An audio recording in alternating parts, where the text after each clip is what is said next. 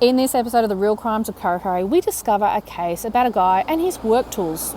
Now, I could easily make this into an amusing little story about tools. However, nope, I'm going to get straight to the point. In my opinion, the only thing that separates drink driving offences from the more serious offence that is dangerous driving occasioning death is luck. On this day in June, I think the driver is lucky they got to appear here at Kurri Kurri Local Court. They were lucky they only had to endure standing in front of the magistrate for the sentence for a couple of minutes. There are only about 5 people in the public gallery that watched this sentence. The driver's case wasn't printed in the newspaper. By the time I make this, I'm sure the case is a distant memory. The driver is lucky it didn't result in harm to others on the road and therefore would have been dealt with in another court.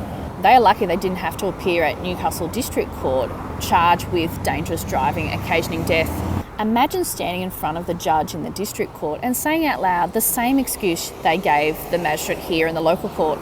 Worse, imagine being the family member of the person harmed by the drink driving who has to sit in the public gallery and hear the excuse given as to why their loved one is no longer alive. How would you like to hear how the driver chose to drink drive because they didn't want to leave their car in that spot because they were worried their work tools would be stolen?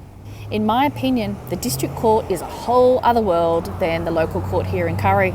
There's no jurisdictional limit and jail is a common sentence in the district court. Of course, drink driving can also end up in the New South Wales Coroners Court. But there's no need to imagine standing in this court because the driver doesn't get to appear because the drunk driver didn't survive the accident. There are so many cases of drink driving in the New South Wales local court.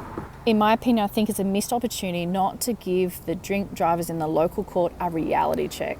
There are so many local examples from Kurri and surrounds of fatal car accidents. Some cases are currently in the courts in Newcastle and some are currently in the Coroners Court. From the courthouse here in Kurri, follow Lang Street over the expressway onto Cessnock Road where there are recent examples of fatal car accidents. Read the newspaper stories about these accidents and you can find references to charges and referrals to the Coroners Court. When drivers choose to drink drive, I think it's an opportunity for the community, including the courts, to remind the driver the real realities of drink driving.